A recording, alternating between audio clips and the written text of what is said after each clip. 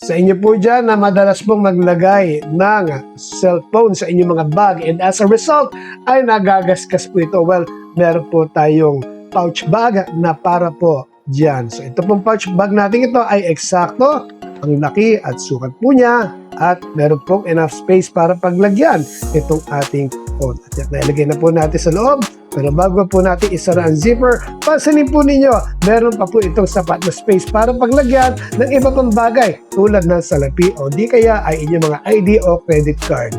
So isara po natin ang zipper at nakikita ko po sa inyo, ito po ay very well protected na ang inyong phone dahil nga po sa material po nito, matibay po ito at secured ang inyong phone sa loob, hindi na po ito basta-basta magagasgasan. At bukod pa po ito mga karojen, ito rin po ay waterproof, so hindi rin ito mapapasokan ng tubig. So protektado rin sa pagkakabasa ang inyong phone. At meron din po sa strap dito na pwede nyo ilagay sa inyong wrist at pag ito po ay nakalagay ay hindi basta-basta rin maaagaw ang inyong phone. So kung kayo po ay naghahanap ng extra layer of protection para sa inyong smartphone, well, I seriously recommend this pouch na mabibili sa abot kayang halaga dito lamang po sa TikTok Shop. Kaya ilagay nyo na po ito sa yellow basket.